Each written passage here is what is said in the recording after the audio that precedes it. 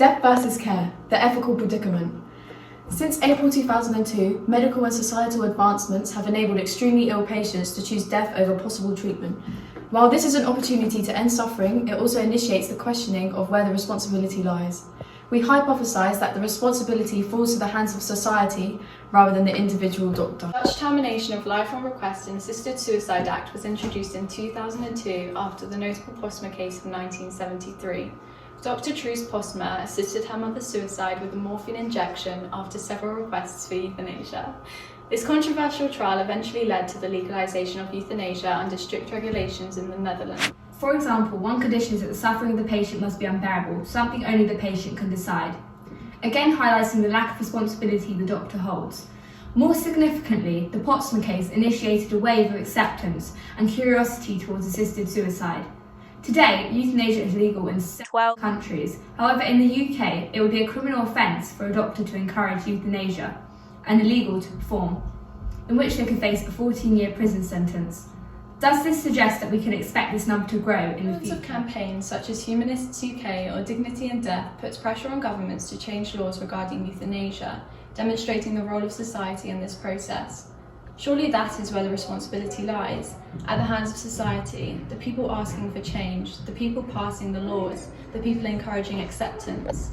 According to a survey taken in the Netherlands, 63% of the public supported euthanasia for dementia patients, compared to 6% of physicians.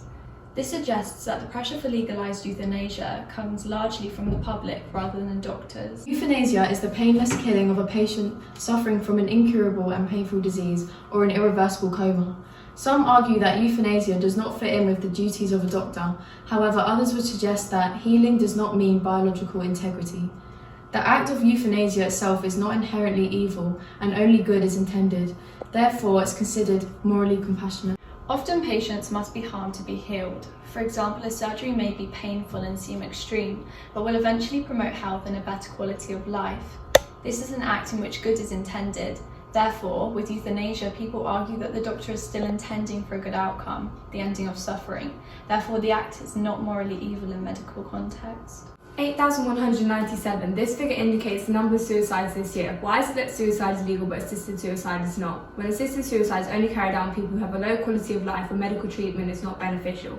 In Switzerland, a new method of assisted suicide has been legalised, a 3D printed capsule which causes hypoxia and hypercapnia, causing a painless death. This means a person has control over when and where they want to die, and doctors have no involvement in this type of suicide. Why should doctors not be able to aid suicide despite being safer to have a medical professional around?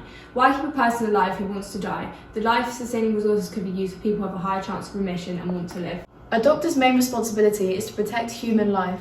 However, the GMC states that a doctor must respect patients' right to reach decisions with you about their treatment and care. Examples of this are DNR and abortion. Legally, you must sign a document confirming DNR is wholly your decision. Abortion is usually allowed past the normally accepted time if the baby will be born with a quality of life that will be deemed unsatisfactory. You are allowed to terminate a pregnancy which is killing a developed baby. This is performed by a doctor under your free will. However, you are not allowed to have a doctor assist you to die when you are alive and living with a terminal illness that is clearly affecting your life in the same way that maybe the unborn child's life may have been affected if they were to be born. Doctors' duties must be refined and adapted to keep up with our evolving society. Ultimately, doctors are teachers. They can educate society on euthanasia, the pros and the cons. However, at the end of the day, people have their own moral perception which is pressured by society.